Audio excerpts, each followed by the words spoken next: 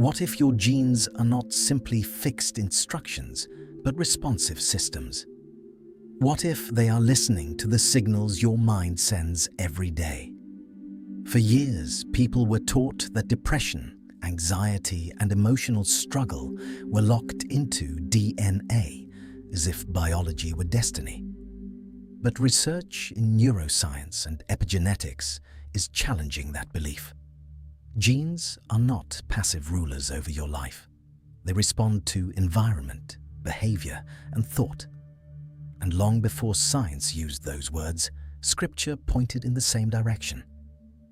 Philippians 4:8 is often read as encouragement, but it speaks with remarkable precision. Paul says to think on what is true, noble, right, pure, lovely, and praiseworthy. He does not say merely admire these things. He says direct your thinking toward them. That matters because repeated thought patterns do not stay abstract. They influence hormones, emotions, nervous system activity, and the overall internal environment of the body. In other words, thought becomes signal. For a long time, many people lived under what might be called the myth of genetic inevitability. The language was familiar. It runs in the family. I was born this way. This is just my wiring. But epigenetics studies how choices, environment, and repeated patterns influence gene expression.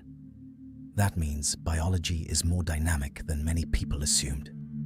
The body is not only receiving genetic information, it is also responding to how life is being processed internally. This is why focused thinking matters so deeply. Toxic thought patterns can intensify stress chemistry, increase inflammatory responses, and reinforce unhealthy internal cycles. But truthful, hopeful, and disciplined thought can send very different signals. Neural pathways begin to shift. Brain chemistry changes. The body receives a different environment. This is not motivational language pretending to be science. It is the growing recognition that internal rehearsal affects biological response. Romans 12:2 adds another layer to this. Be transformed by the renewing of your mind. Renewal is not denial, fantasy, or religious performance. It is a process of reconstruction. The mind is not meant to stay trapped inside inherited fear, learned helplessness, or destructive mental habits.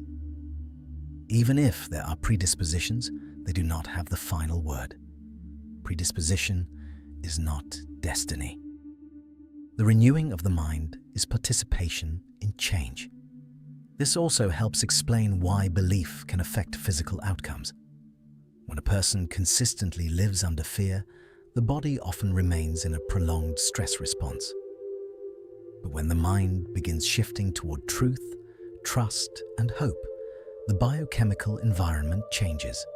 Stress patterns can soften. The nervous system can regulate more effectively. The body responds differently. The point is not to deny medical reality, but to understand that thought and belief are not separate from the body. They influence it.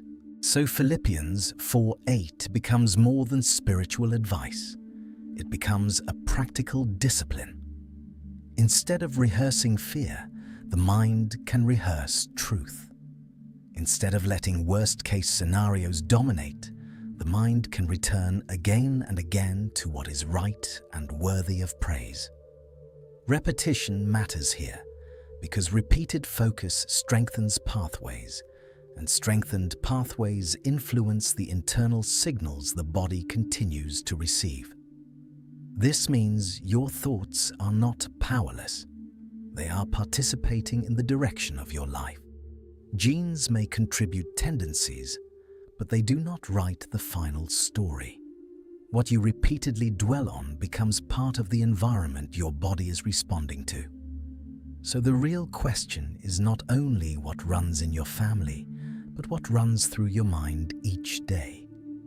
And with God's truth guiding your thinking, renewal becomes more than an idea. It becomes a lived process of transformation. God bless you.